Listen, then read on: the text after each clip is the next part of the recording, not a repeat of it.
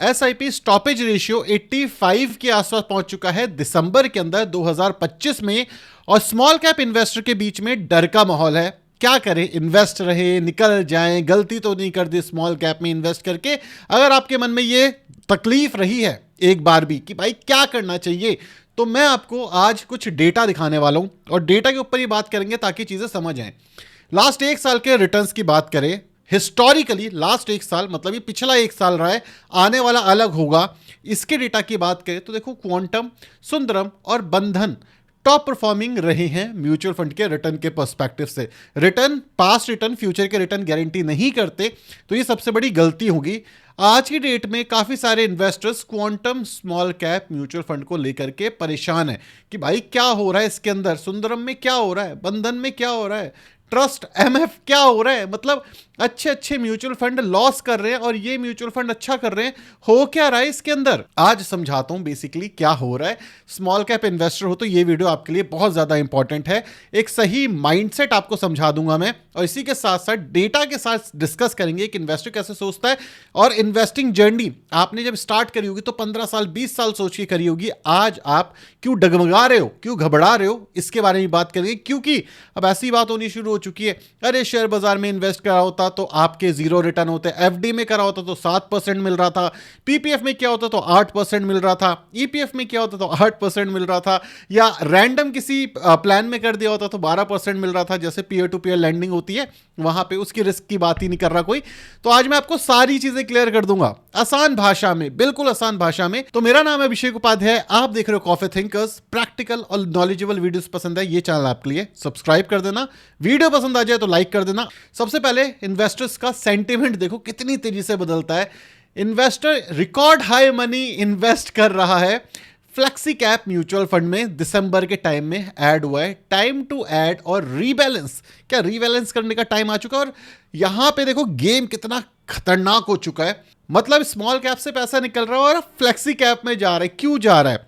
Last एक साल के अंदर हुआ क्या, देखो बड़ा ना मजेदार चीज हो गई है। लास्ट एक साल में निफ्टी ने ऑल टाइम हाई मार दिया। अब लोगों को ये लग रहा है कि अरे ये चीज चलेगी, हम तो फंसे हुए हैं इसमें। लेकिन गेम पता है क्या हो रहा है?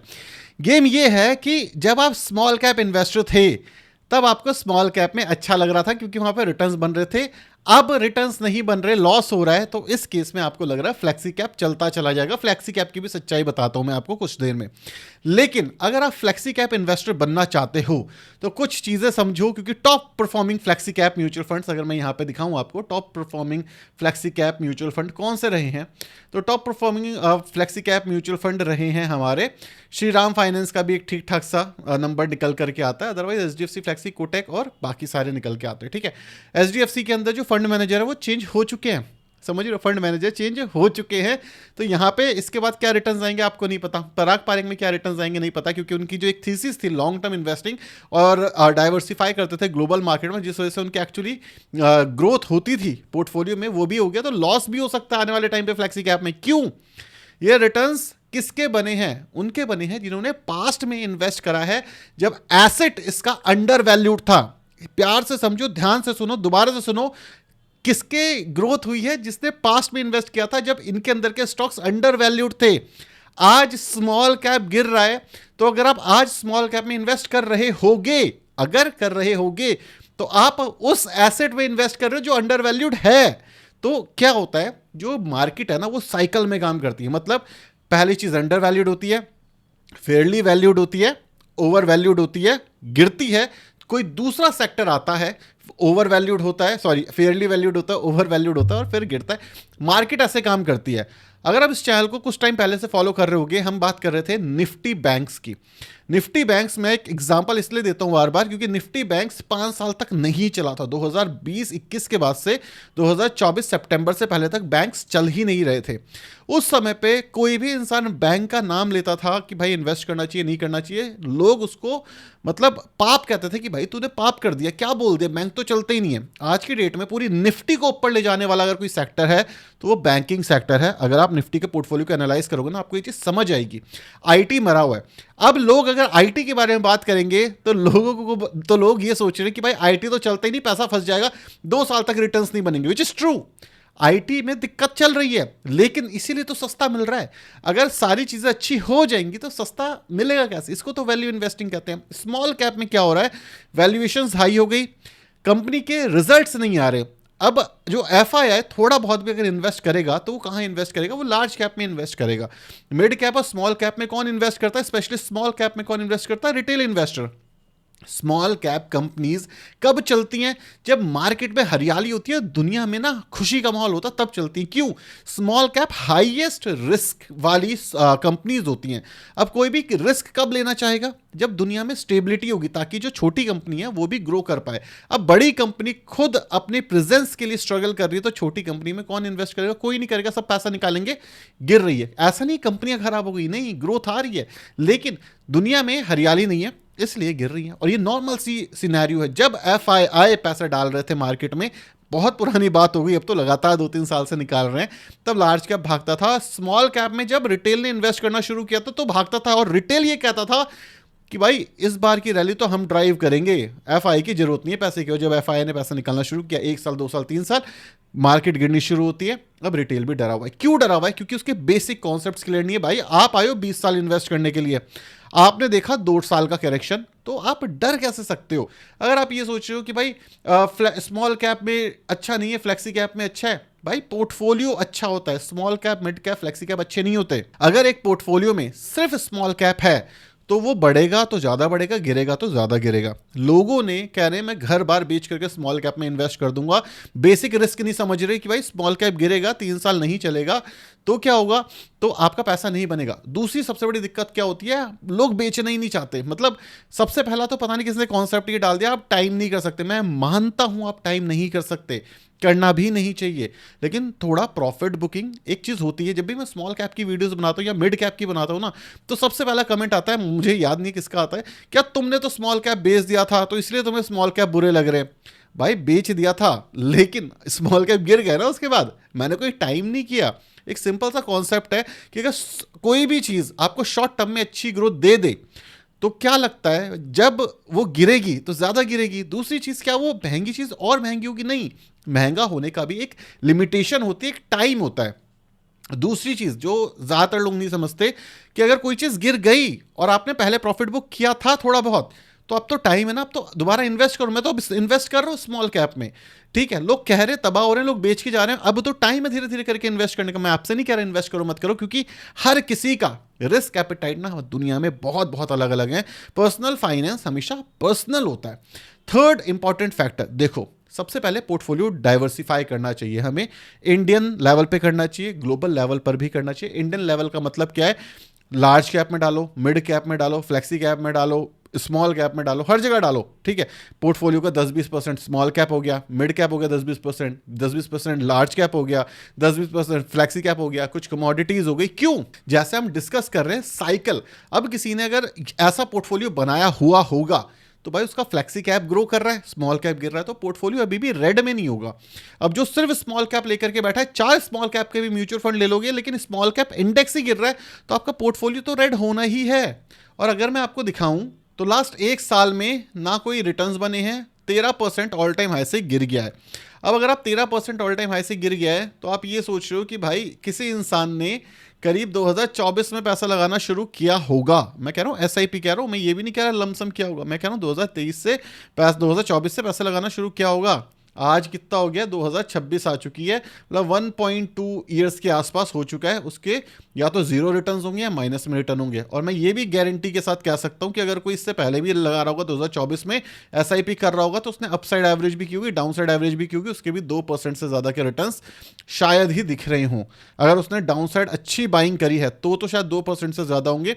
बट जितना मैं रिटेल इन्वेस्टर को जानता हूँ, जितना 85% रिटेल इन्वेस्टर की बात हो रही है यहाँ पे, वो तो ऐसे ही काम करते हैं। अब 4 लोग नीचे आकर के ये मत बोलना कि हमारे तो अच्छे बन रहे, भाई आप 4 हो, मैं 4000 की बात कर रहा हूं, जो डेटा सामने है।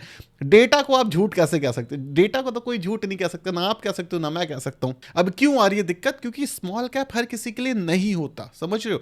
तो स्मॉल कैप इन्वेस्टिंग अच्छी है, आपको करते रहनी चाहिए, आपको पोर्टफोलियो डाइवर्सिफाई करना चाहिए और लगातार इन्वेस्ट करते रहना चाहिए। अगर हम 20 साल की बात कर रहे हैं, तो ट्रंप आया है, ट्रंप जाएगा, डॉलर हो सकता है कोलैप्स हो जाए, बहुत सारी चीज़ें अलग अलग होंगी, दुनिया तबाह नहीं हो जाएगी। अगर आपको देश पे भरोसा है, सबसे इंपॉर्टेंट, एसआईपी से भी इंपॉर्टेंट ना, अगर आपको देश पे भरोसा है तभी इन्वेस्ट करना चाहिए। अगर आपको देश पे भरोसा नहीं है ना तो इन्वेस्ट ही नहीं करना चाहिए, क्योंकि अगर देश अच्छा नहीं कर रहा तो आपका म्यूचुअल फंड अच्छा नहीं करेगा।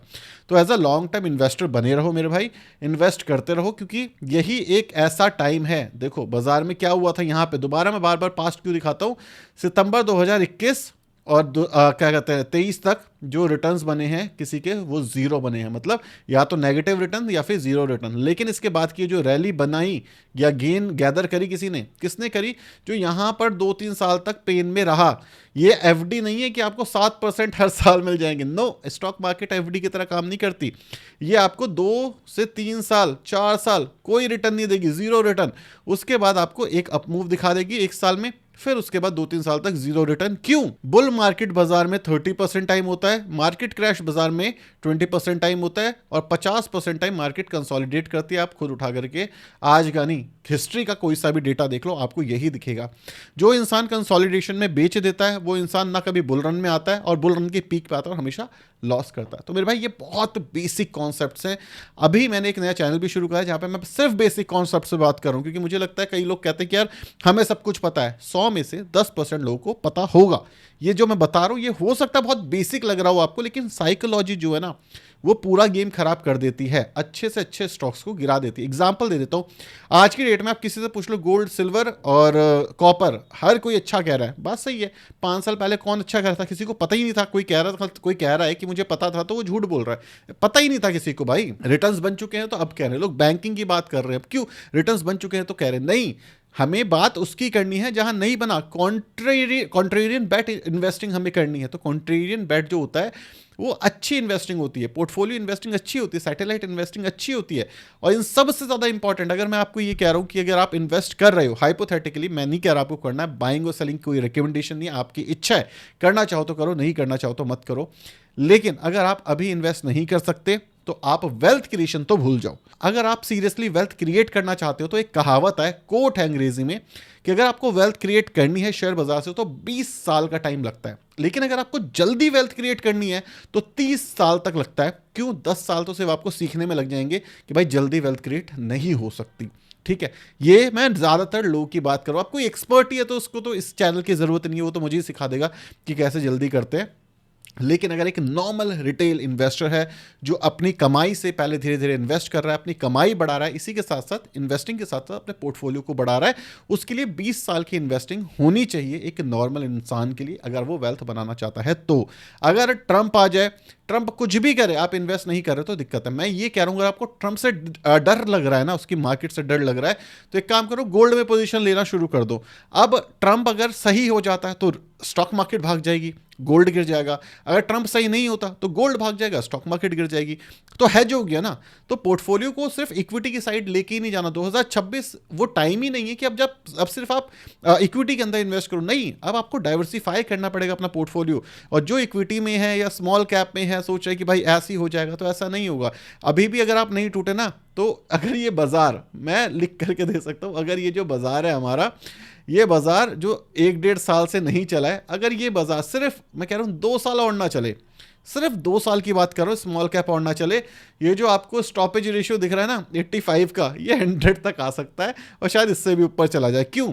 क्योंकि अगर आप देखोगे तो इनफ्लो है, इनफ्लो तो आपका बढ़ रहा है। कौन है ये इनफ्लो वाले? ये वही 10-12-15% लोग हैं जो समझते हैं कि वो इन्वेस्ट क्यों कर रहे हैं, या फिर ये वो लोग हैं जो नए नए लोग आ रहे हैं, नया नया लॉस करेंगे और फिर चले जाएंगे। क्यों? क्योंकि बेसिक कॉन्सेप्ट्स क्लियर नहीं है। सो भाई, अगर आपको ये लग रहा है कि आपका म्यूचुअल फंड अंडर परफॉर्म कर रहा है, तो पहले आपका क्वांट ने अंडर परफॉर्म करा, उससे पहले एक्सिस ने अंडर परफॉर्म करा, अब एसबीआई अंडर परफॉर्म कर रहा है, आने वाले टाइम पे निपॉन भी करेगा, है ना। ये सारी चीजें अंडर परफॉर्म करेंगी। जैसे मैंने बताया, साइकिल होती है।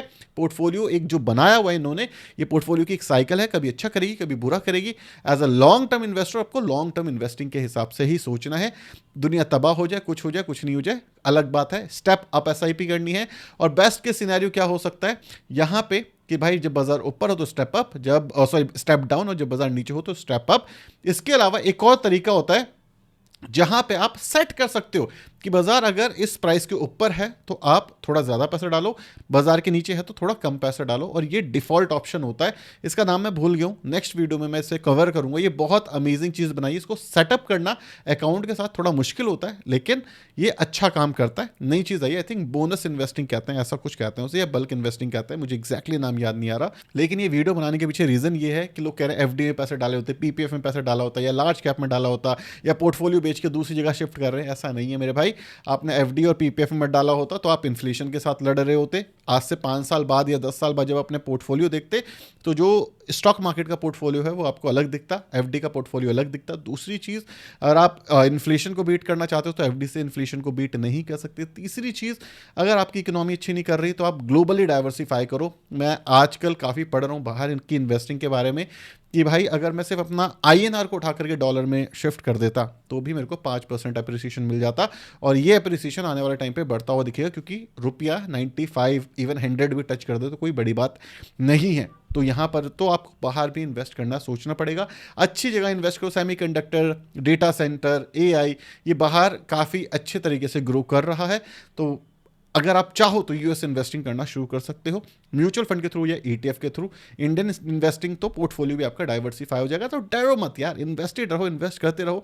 लॉन्ग टर्म इन्वेस्टिंग की बात है, लॉन्ग टर्म में सब चीज़ें सही हो जाती हैं। क्यों इन्वेस्ट करना शुरू किया था ये याद रखो, और जिस चीज़ में लगे हो लगे रहो। इन्वेस्टिंग पैसिव रखो, ज़्यादा एक्टिव मत रहो, भूल जाओ मार्केट को। धीरे धीरे धीरे धीरे सब सही हो जाएगा और सब ऊपर चला जाएगा, जिसको जहाँ जाना होगा चला जाएगा। ये सोच के चलो, अगर सबके पैसे गिरे तो हमारे भी गिर गए, क्या फर्क पड़ता है? सबके पैसे बढ़े हमारे भी बढ़ गए तो क्या फर्क पड़ता है? दिक्कत कब होगी? जब आपको एक्चुअली खुद को खड़े होकर के देखना है। जब सबके पैसे बन रहे और मेरे नहीं बन रहे, है ना, तो हमें पता चलेगा कि भाई पोर्टफोलियो में कोई तो तकलीफ है। अब देखने वाली बात हो गई है। आई होप आपको इससे थोड़ा सा कॉन्फिडेंस जरूर मिला होगा। मैं डर जो देख रहा हूं लोगों के मन में, तो मैं सोचा क्यों नहीं एक वीडियो बना करके डिस्कस किया जाए। सबका पोर्टफोलियो रेड है यार, आपका नहीं, हर एक इंसान का रेड है, एंड इट्स टोटली फाइन।